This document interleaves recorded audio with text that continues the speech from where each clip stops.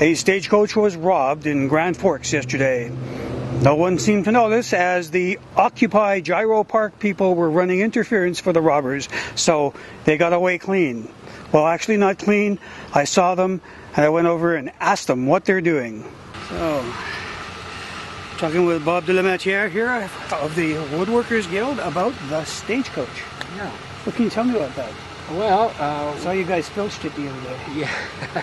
Yes, we took it out of Gyro Park where it's been resting for quite a few years, and we've taken it to the woodworker shop on Donaldson, and we hope to do some restoration there. It's not in terrible condition, but there are some things, leather work and things of that nature that need some pretty immediate attention. Yeah, I can see that. So how's this in terms of, is it bigger than the Pat Burns wagon job, or is it much bigger? Much yes. bigger, yeah. The Pat Burns wagon was in worse condition, but of course a lot smaller project. Right. And there's a lot more finishing work to be done on the stagecoach. Mm-hmm. But it'll be an interesting project. We're doing quite a bit of research on it now, and hopefully we can get it back to as close as the original product as possible. Right. So, as far as that stagecoach goes, do you know if that was built where? In this area? That is a very good question. The materials, etc.? It's hard to say. It looks to be a stagecoach that was likely mass-produced in a factory, likely back east somewhere, right.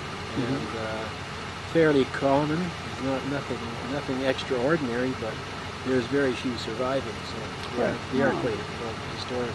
Good. Yeah. So that'll keep us out of mischief for the rest of the winter, I think. And we also, our more mechanically minded fellows want to do an old drag saw too and get it going. Yeah. Thank you, Bob. All right, yes. Take care. Good. Wait a minute. Sorry.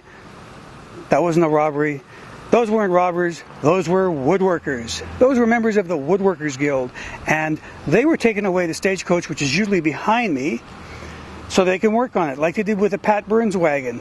Make it all nice and new looking and shiny and clean and structurally intact. Hey, if it works and it's looking good, maybe it'll appear in more parades.